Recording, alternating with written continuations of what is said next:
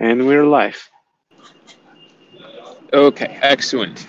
So, welcome everyone to this edition of the Jitsi Community Call. We're going to start as usual with the most recent updates.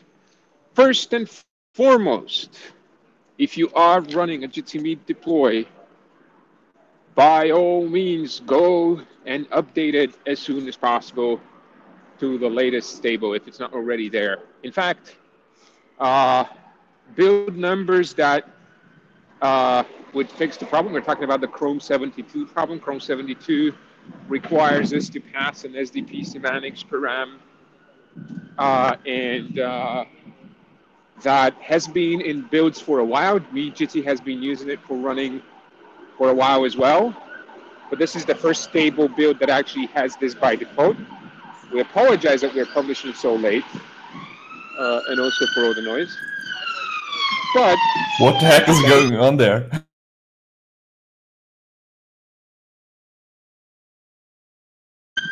what can you do? Life goes on during the Jitsi community call. Uh, so unless you update where your older versions of GT Meet, the previous stable package is not going to pass the SDP semantics param, and your I'm not sure about one-to-ones, definitely don't work. So make sure you do that. And sorry, Gus, what was that question? I guess it wasn't the question. So next, we have recently published a wide variety of fixes on Jigasi um, that were causing various leaks and Jigasi instances to stay behind and become unusable. We believe we have removed a big chunk of those, and some are still remaining. So that's a good point to actually update to the latest Jigasis. You're going to get better behavior. We updated me Jitsi recently as well. Uh, so if you are using Jigasi for connecting to SIP environments, make sure you update that. Same goes for Jibris. A bunch of Jibris are actually, new versions of Jibris are now actually deployed on Jitsi. Is that actually true? It I'm is not sure if true. you finished the It deploy on is me. absolutely There true. you go. So we have been working hard, as you know, on all the previous calls to make sure that we have better error reporting with Jibri failures, that they're better handled, better replaced, and all of that is now deployed on me. Jitsi, we're using it in production, which means go and do the same.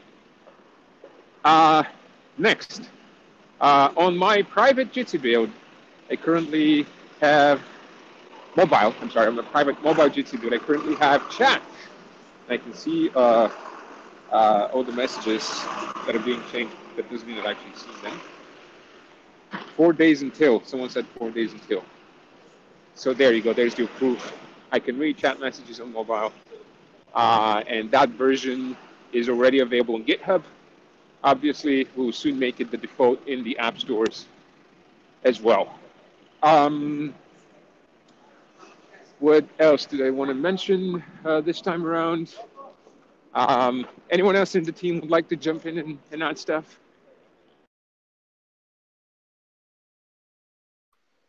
Yeah, why not? Oh, I'm sorry. So before you go, our current version of the bridge, actually, I'm really sorry interrupting you. Just hearing your voice made me realize that there are other things that we fixed recently. So George recently uh, concluded his first part of work on finishing the video artifacts. So if you update to the latest bridge, you're not going to get video artifacts. What you are going to get is another problem, uh, which at this point we don't know whether it happens more or less often. Our assumption is it happens less often. Uh, but sometimes Chrome clients would refuse to send simulcast while they were expected to. And if that happens, their video would arrive at the other side scrambled. And it won't look good. So sometimes that would happen. So we think it's better to use this version of the bridge. We think you're going to end up with less crappy video. But just so you be warned, all the issues have not disappeared. George is currently looking and finding at fixing the path for simulcast, so that even if this bug happens, it won't be causing problems in the bridge. And we still have to look into also why is it that in certain scenarios, especially scenarios involving start muted, which is the case on this call, for example, why is it that this simulcast is not always enabled in such scenarios? By the way, we might expect to see this issue on this call as a result. And so, what were you going to add? Now I was gonna follow up um, on the Chrome 72 thing.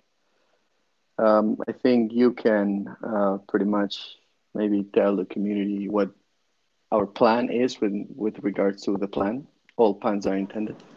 Okay, that's a good idea. So, a long, long time ago, in a galaxy absolutely not far away, this thing happened on the ITF, where a bunch of people were trying to agree on how is it that you tell a browser using the outdated SDP declarative language that you wanted to do things that are more complicated than one-to-one audio and video. There were a bunch of proposals on the table, but two that really mattered for this discussion. One was called Plan B. This is what Chrome had implemented at that stage, and this is what it still supports today, and until recently, it was the default way Chrome handled things. The other approach that came out um, of these discussions used to be called Unified Plan. It had a very pretty name, unification. It's amazing. Uh, the implementation is a whole different story, and I'm going to keep my opinions to myself on that point. The fact is that this is where the ITF settled. This is what we're all going to do, um, and this took a while, but eventually Chrome started supporting Unified.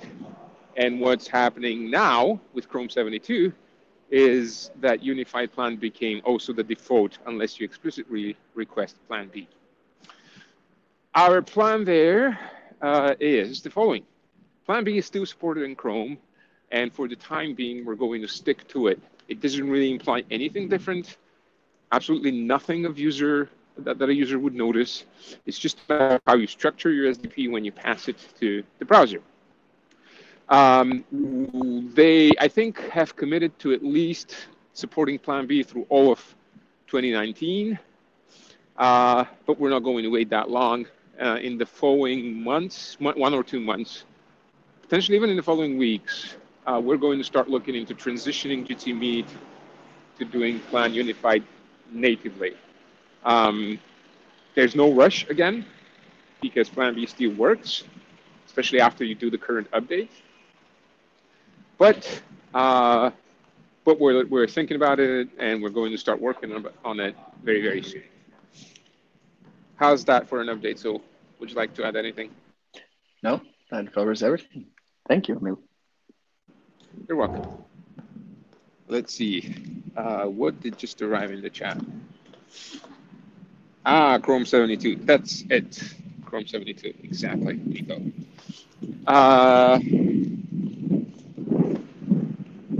Do we have anyone else from the team who would like to share an update? Well, I would.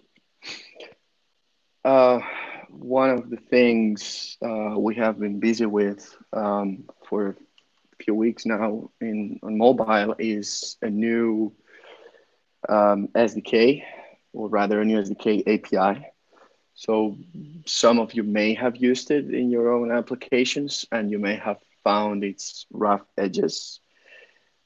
We have learned a bit from using it, and we think we can make it better. So we started working towards this goal. And I have a little bit of a slide deck with what the plan is. So I'm going to publish it in the community later tonight or tomorrow. So you can see where the SDK is going. This should be ready within the next few weeks, if anything goes, if everything goes according to plan. And it's pretty much a refinement on how you use it. Should be easier to consume by native applications.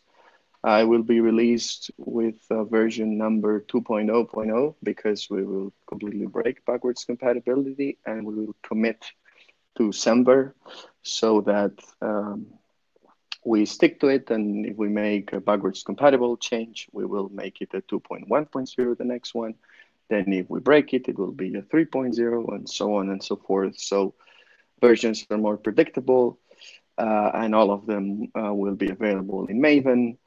Unlike right now, where you saw there was a jump between 1.16 and 1.19, I think, and then 21. So we're hoping to get that on track. A little bit of this sort of could be seen by the fact that we silently published an iOS pod to CocoaPods that's available now as well. And we plan on maintaining it going forward together with the Maven repo with the Android builds. And that's all I get. Thank you, Joe. Anyone else from the team?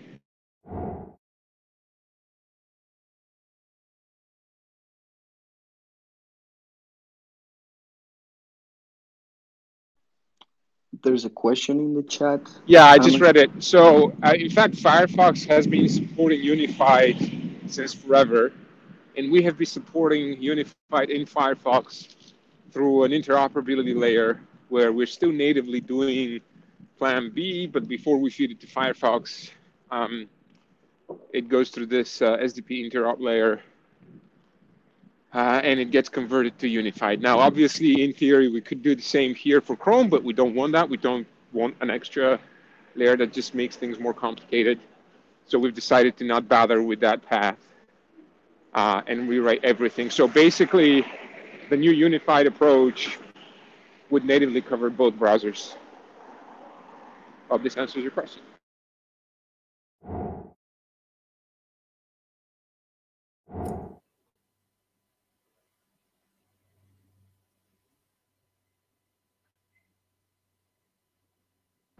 Will the Chrome 72 thing address interoperability issues between Chrome and Firefox? I have no idea what you mean by that. What interoperability issues? Hi, this is Lewis. Occasionally we'll see if Chrome and Firefox participants are on the same call where one or the other video won't be seen, it'll be black. And it's not, sometimes it depends on the order in which the user joined that the issue manifests itself, and it's not all the time.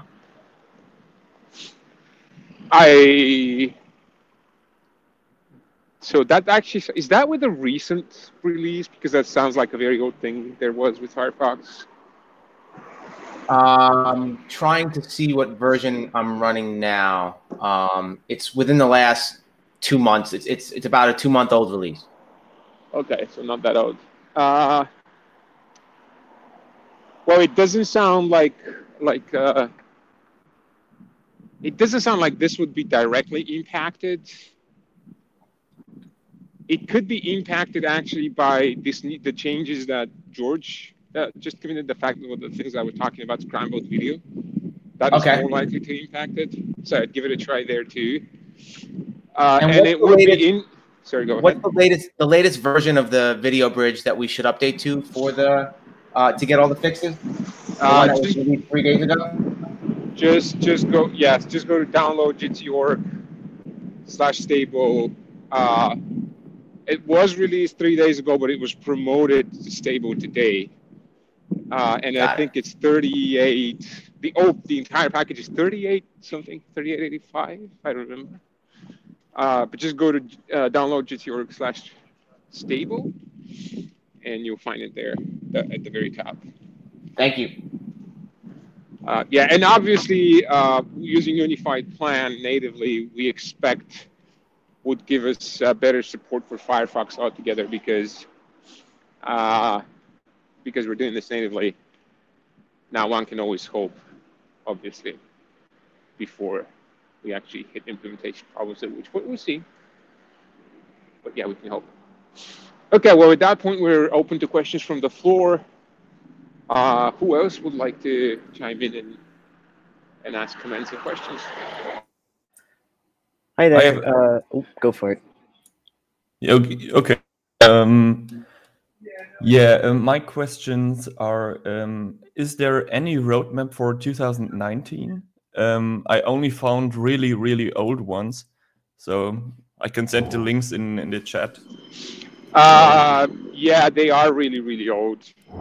And so we've actually made it a habit to not commit to roadmaps just because objectives change and we need to reshift focus. We can always talk about the things that are being worked on right now, of which I mentioned a few at the start of the call. There's obviously the bridge rewrite, which involves better performance, more participants per conference, more participants per machine, working toward a bandwidth bound objective so that what blocks you on your server is not CPU but bandwidth. This is the purpose of the rewrite of the lower layers of the bridge. We also have things like more investment in Octo. This is our multi-bridge protocol that allows bridge cascading. So you would notice that on this specific call, people are joining on bridges across the world. Bridges are talking to each other. So we're planning on developing that feature so that it will allow for hundreds of participants in a single call distributed across several bridges. And then there's a bunch of other stuff. Is there anything in particular that you're interested in?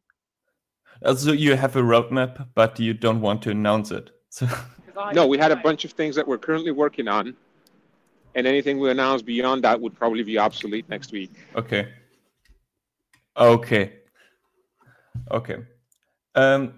My next question is, and also my last question, are there any examples how to run a Jitsi in a scalable cloud environment? Yeah, there are actually 3 tutorials they should go through. Could anyone please share the link in chat, or actually on the call? I think it's Jitsi.org/tutorials. Someone try that?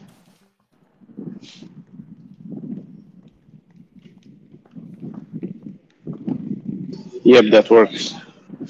Yeah, so Jitsi.org/tutorials, you just go there and thank you for confirming. All right, and, found it.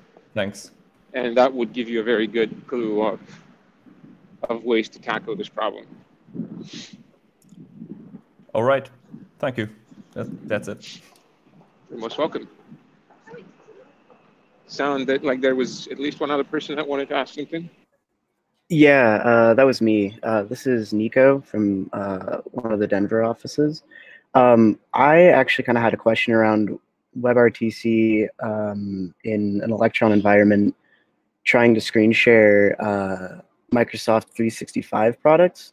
I found an open bug on the Chromium page, and I'm kind of curious if you guys have had the same issue. Basically, the behavior is someone tries to screen share just the application, any 365 product, and you end up getting the first frame, and then the UI doesn't update.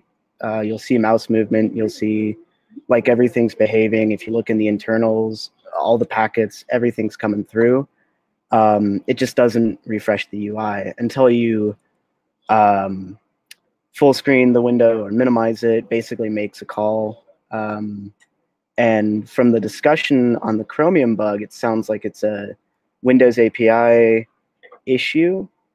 So I'm not sure like really what traction's going on it, but I'm kind of curious if you guys have seen it, if there's been talk around on the team of is this the GPU accelerated render something that also fails with like Microsoft Office and stuff? Yeah, and stuff like that. So we haven't seen it because we don't use Windows, but neither do we. but So- I have received reports from many directions. Sorry, Emil.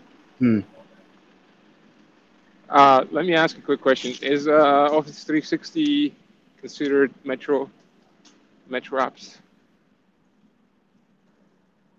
Does anyone know?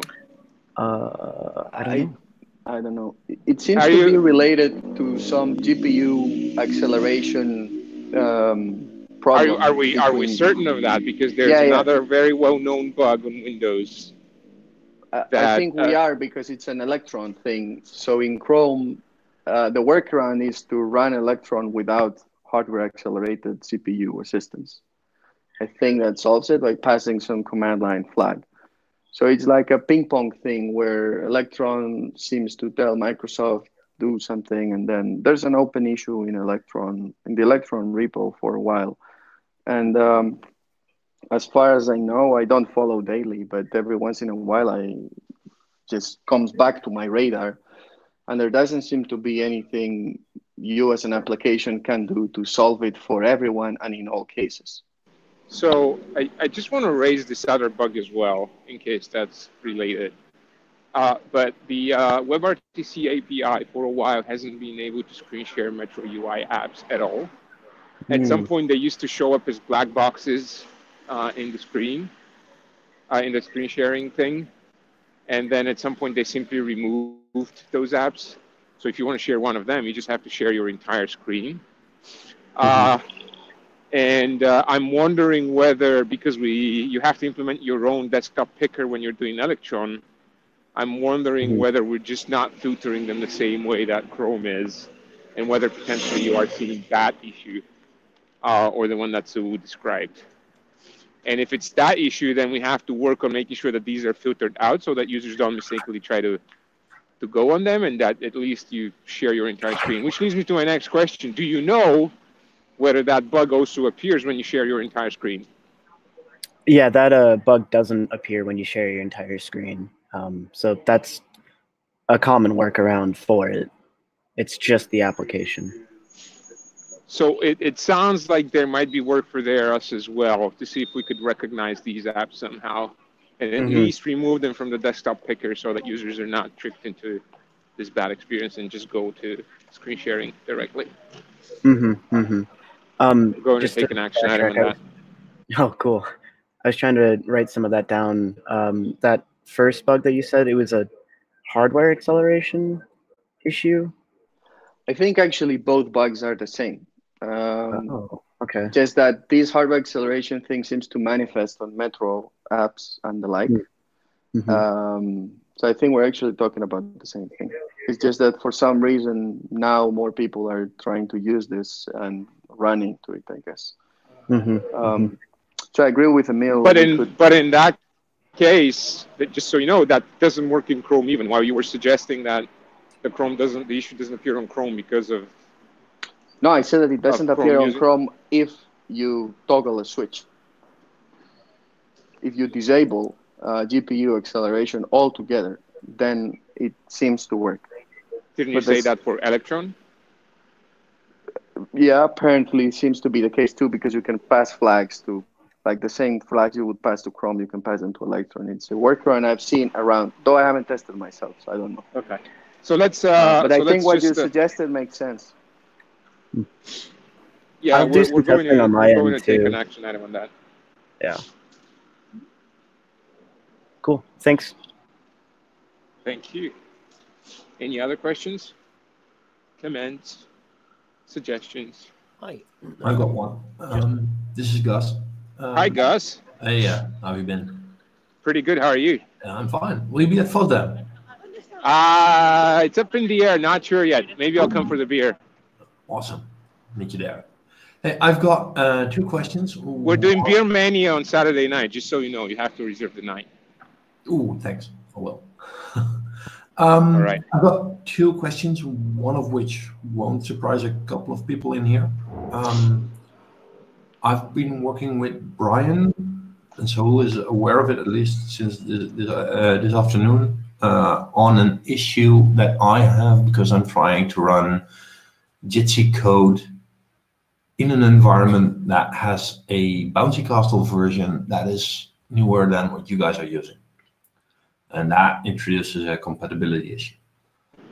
I think we actually need to update our bouncy castle libraries anyways. Yeah. There's a lot of things we need to do there, but that we need to look at. But yeah, Gus, I saw your email this morning. I'll try and look at it this morning. I'm sure it's probably fine. I won't be able to test it, but if you've tested it and you think it's looking good and like it's like no regressions or anything that you can tell, then I can't test things as thoroughly as you guys do because I simply don't have the expertise to do that. But I try to build a solution that would affect as little of the existing code base as possible. So yeah, if you with this Chrome 72 thing, this is becoming problematic for me, not being able to update basically. So if you can have a look, that would be very much appreciated. Yeah, we're going to look in it because I think there were other reasons as well, specifically for bouncy castle. To be clear, Emil, this is not a bouncy castle update. That would be even a much bigger change, but this is just a tweak to a way that at least makes it kind of more compatible. But the problem is that we need to do a bouncy castle update. Yeah, that is a separate problem. Yeah. What I did, I proposed a change that would allow the code to run successfully in an updated bouncy castle environment without updating bouncy castle. And that for me currently would suffice. I prefer a bouncy castle update, but I imagine that would be a far more involved task. Wait, so Gus, you just said you prefer a bouncy castle update? Well, I think that updating bouncy castle, given that it's a security-related library and you're using a pretty old version, is a general good move. No, but for your specific problem, because Brian seemed to suggest that, Brian, you were saying that an update would make Gus's issues worse. So no, I'm saying that's a lot more work. Like, not only do we have an old version problem, we have a deprecated API problem. Like, the APIs we use. Oh, I see. And I don't need an update of bouncy castle. If the patch that I supplied, if that's good enough for you guys, then I'm perfectly happy with that. But on top of that, I'd really like to see the updated Jitsi to be updated in all of the other components that use it as well, because this needs to bubble up to at least the video bridge and perhaps focus. I don't know. Okay, understood. We'll discuss that. Awesome, thanks. A second question that I have is completely unrelated, and it touches on my inexperience with the Android stuff. I've been asked to create a simple screenshot functionality with the Android SDK. Does anyone have any pointers on how to address that?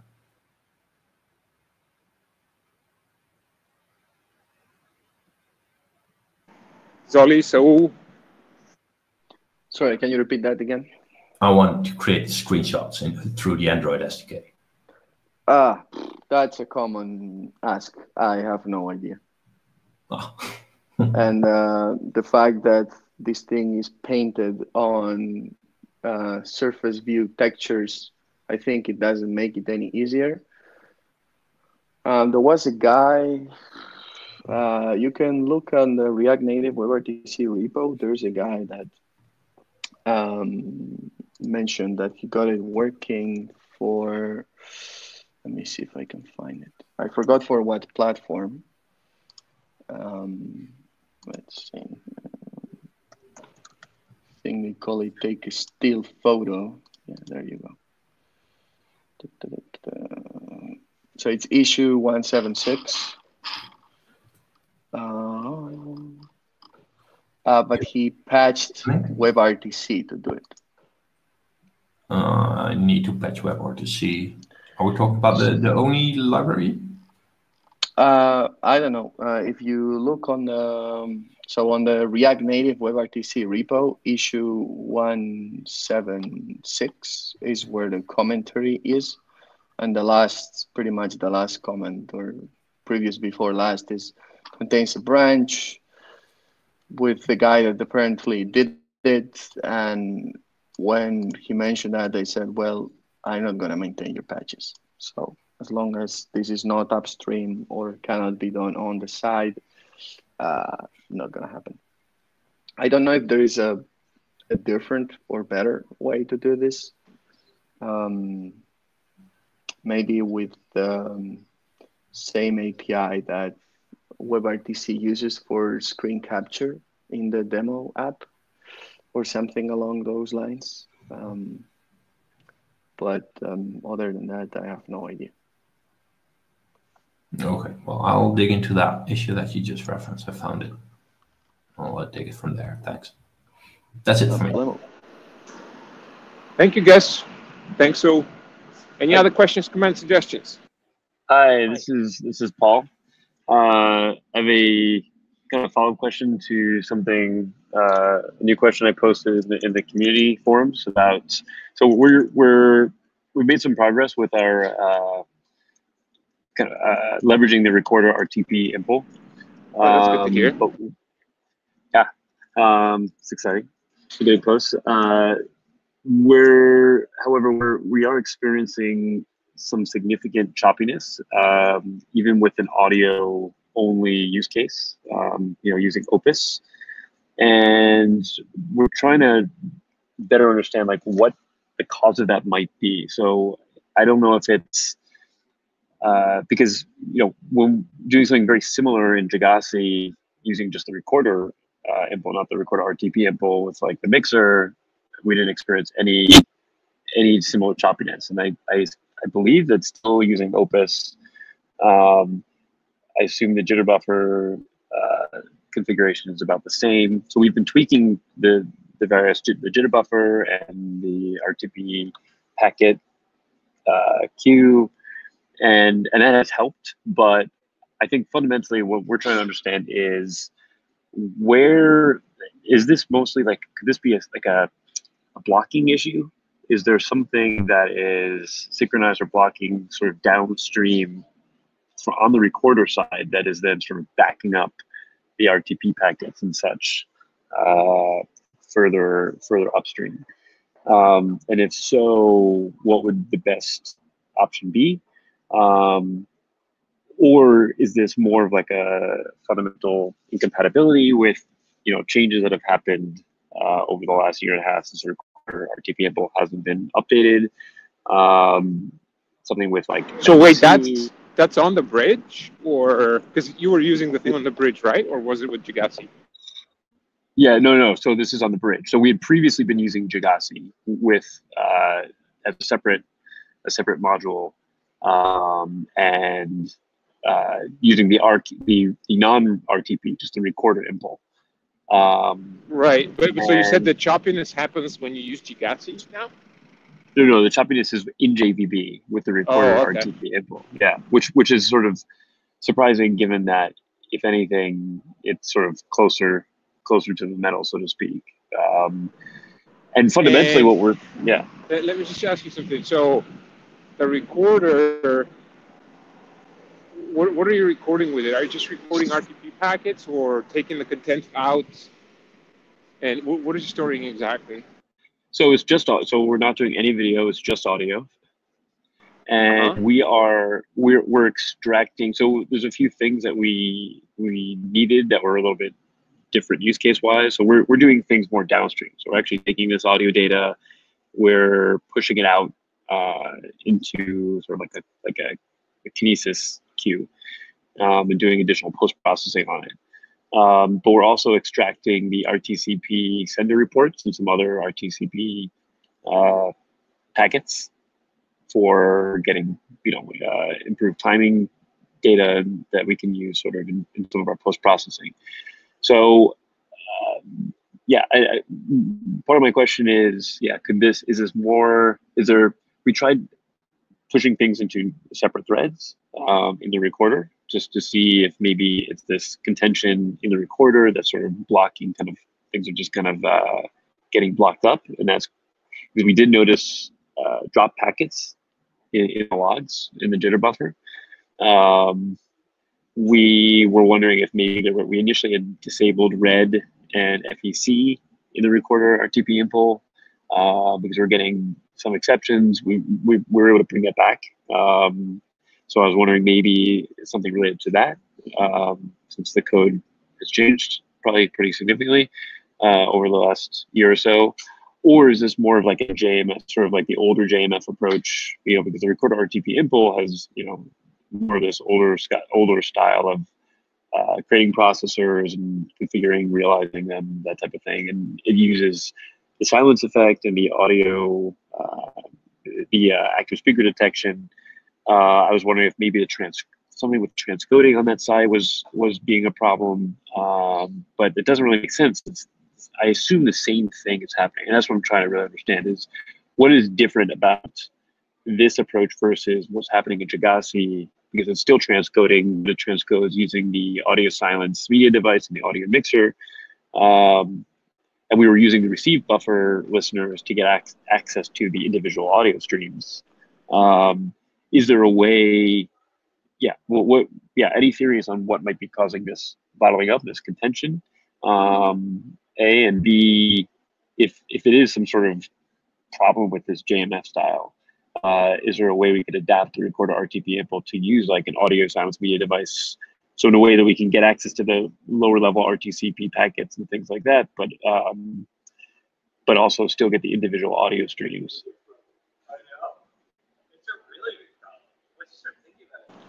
Would anyone want to take that, or should I just venture into speculation? I don't know if anyone has anything better, but my answer would be yeah. I think it could be any of those things, and unfortunately, I'd just start kind of knocking stuff off. Like, do you know? You could do like a bisectional, it's just the where packets are getting lost. Like the question is like the system queue getting backed up and the bridge is never even seeing them, or is the bridge seeing every packet and some queues overfilling somewhere between receiving them from the socket and actually writing them to the file? That'd be the first place I'd draw the line. Yeah. And if it's the performance backup like you're saying, then yeah, I'd say there's a decent chance. If you find they're getting dropped at like the system queue, then yeah, some thread somewhere's got to be holding something up, and maybe you need to offload. Maybe there's some task that needs to be offloaded to another thread that's not, so it doesn't block like a main read thread. If it's on the inside of the bridge, then it's probably something similar. It's just in a slightly different place. But that'd be my thoughts on how to track down where things are going. It sounds like from what you're saying, you said choppy audio, so you're probably pretty confident that it is like a lost frames. Yeah. Okay. It definitely seems to be that, but it's strange given that the recorder RTP was I think the main use was audio and video, and we're just doing audio. So it seems strange that it would back up like this. How much traffic are we talking about here? I suppose it's in testing. They're like 2 or 3 streams. So it's definitely. And the machine is over provisioned, I assume. Yeah. Like we're able to replicate this pretty consistently, and so it has improved with tweaking the jitter buffer, but so yeah. And for the record, just so I understand, would there be one jitter buffer in the case of the recorder RTP impl, or are there 2? There's gonna be one jitter buffer per incoming stream. Okay, so that comes in first, and then it gets access to the same translator that the rest of your JVB is using for that conference, but then it hooks in its own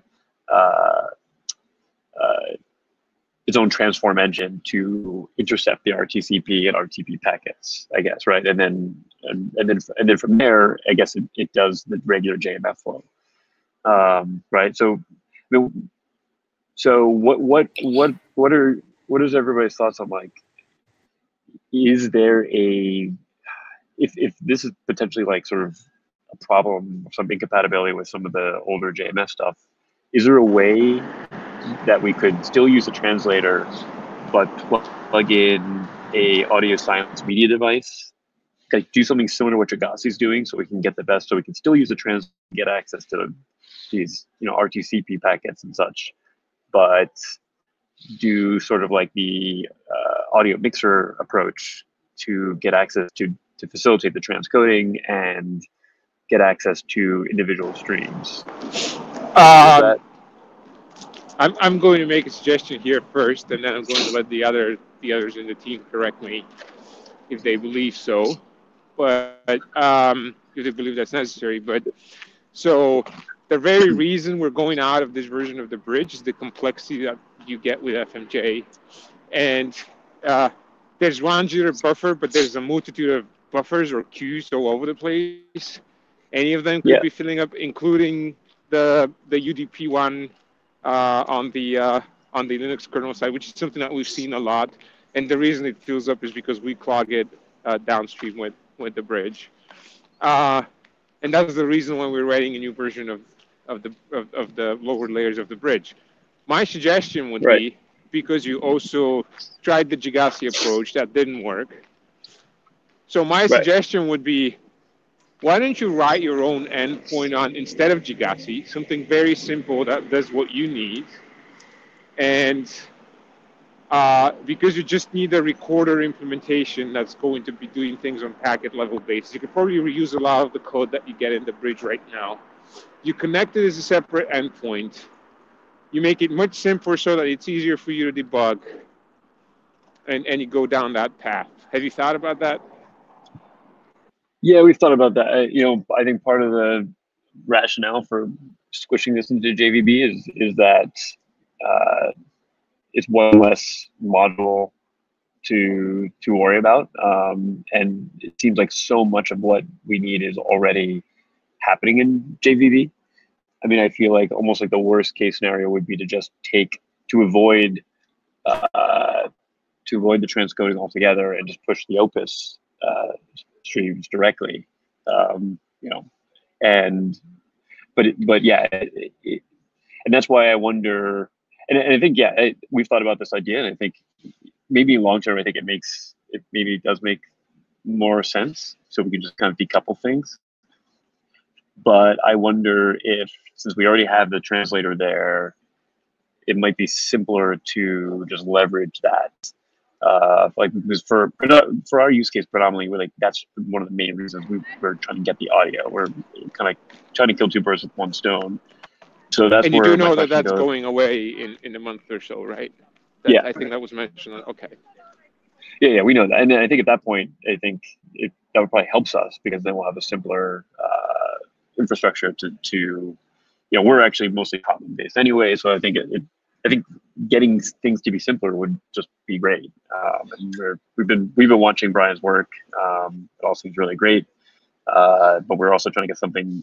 You know, we're spending a lot of time just in so we're trying to get to a solution as quickly as we can.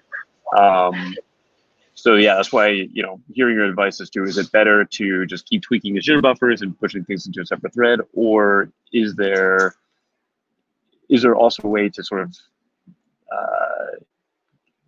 since we have the translator there, pull the RTCP packets that we need from that, and then use just an existing media stream or audio silence media device to get around whatever badness is happening in JMF, or should it just work? I mean, it also does seem kind of crazy that the FMJ stuff wouldn't work, because I think some of that code is still in use in other modules and such, right? And I can't imagine things have changed so much that would get to be that level of slow. So maybe just jitter buffer tuning is enough.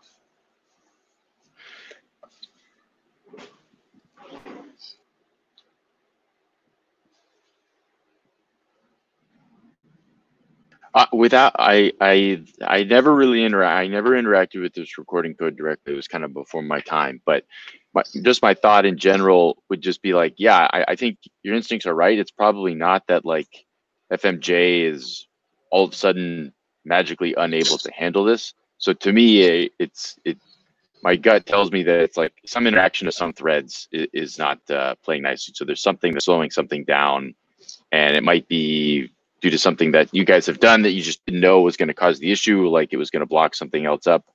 So I would really treat it as kind of a high priority block thread problem or something. So then it's just a question of like, what thread isn't able to do the work that it needs to get done because it's being slowed down by something. And if you treat it like that, you can kind of look at queues in each of the places. It's like somewhere there's a queue that's overflowing. So you kind of have a clue. So if you could add some metrics or something to some queues, the system one, I think there's actually a Linux, I can't remember off the top of my head, but I've looked at it before. There's a Linux command that'll tell you like the status of the queue and how many things have been dropped.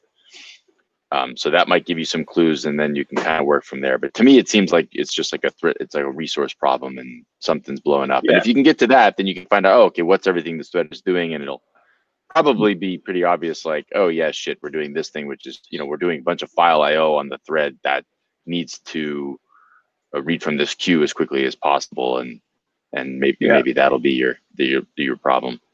Yeah, I think you're right. And there aren't that, I don't, because we don't have that much data coming in, it's more likely one of the Jitsi related queues, right? And so I think there's the jitter buffer, and then there's the this RTP packet queue. Is there any other queues that we wouldn't be aware of? So like a separate queue for transcoding or for the processors or anything, any other area where there's a whole bunch of queues that we use. There's queues in ICE4J.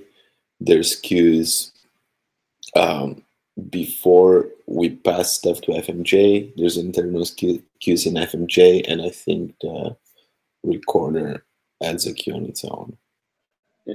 Who adds a queue on its own? The RTP recorder. If you use that. Yeah, that we see. Yeah, so that's not too bad. There's a lot of them. In the translator as well, there's at least one.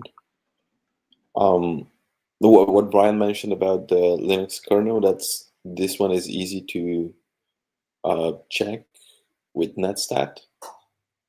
Just Google for netstat, receive errors or something.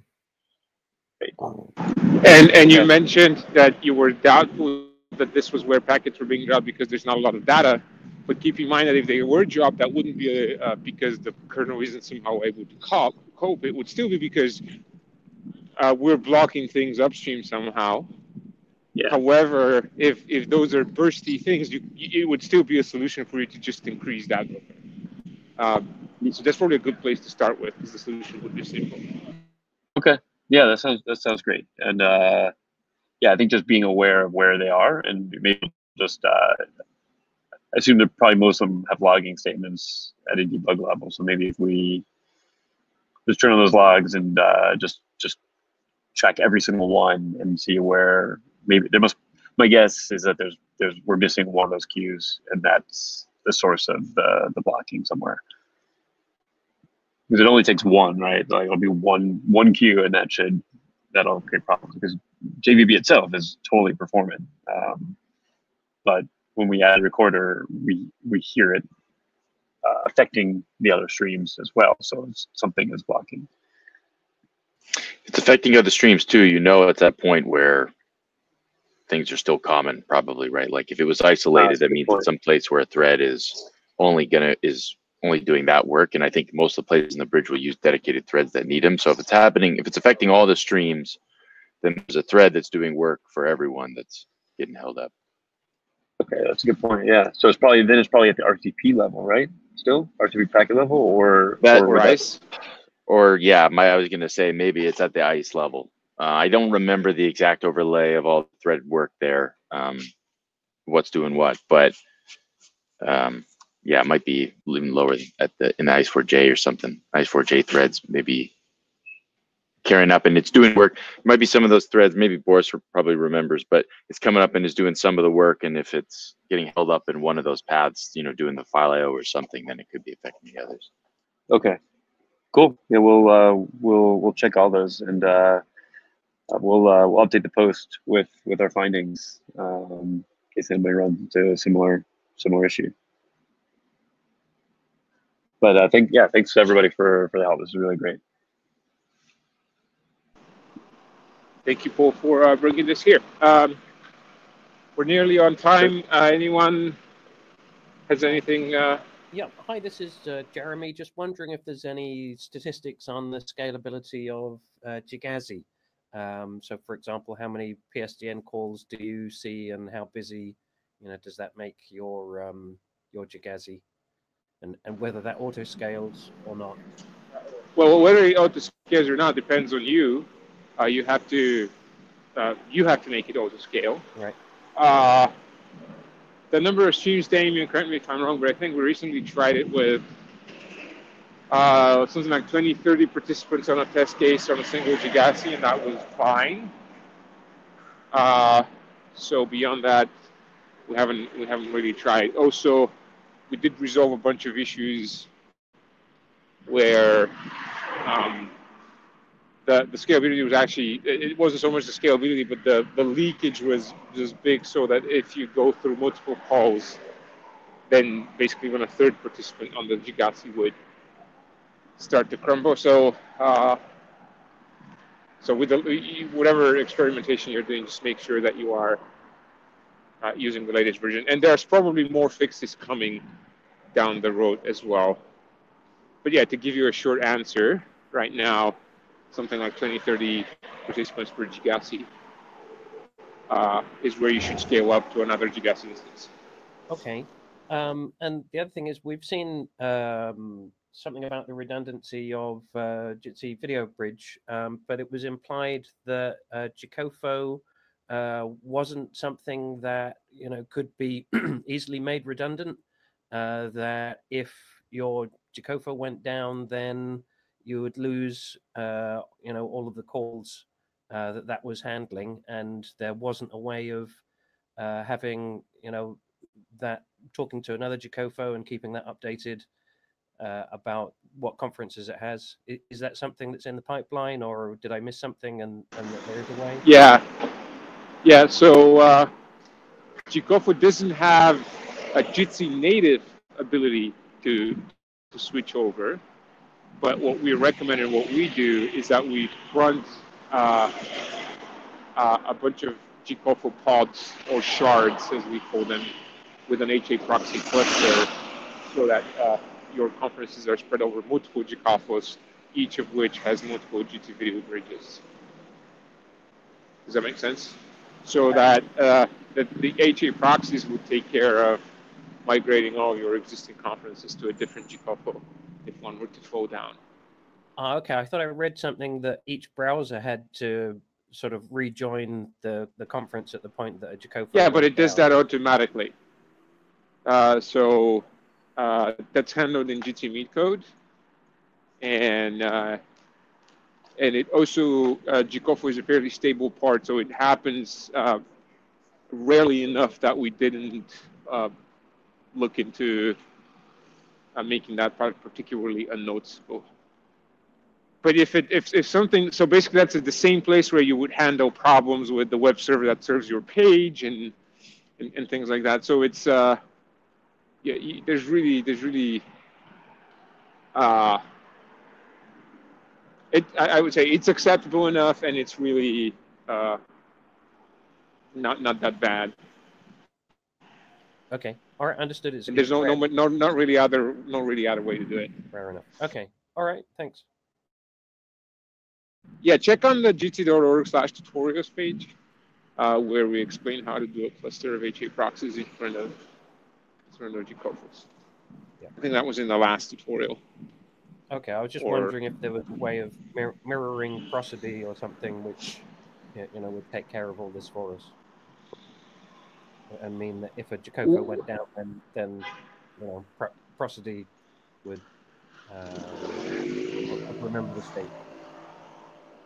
Well, Jikofo has all the state on who's allocated what streams on which ports, whether they had video on or off, and all that. So that you can't really do that in that information is just not in prosody. So no, that won't work that way. But what is your objective? We're talking about a 15-second interruption that's sent out automatically that happens like I don't know, super rarely.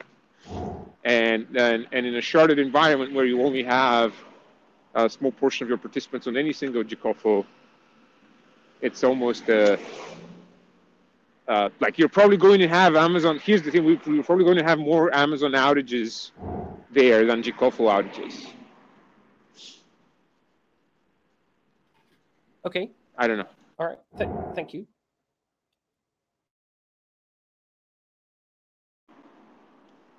Anyone else? Okay, so at that point, we're going to close the call. Thank you, everyone, for joining, and see you again in 2 weeks. Bye-bye. Bye, everybody. Bye. Thanks, everybody. Cheers, bye.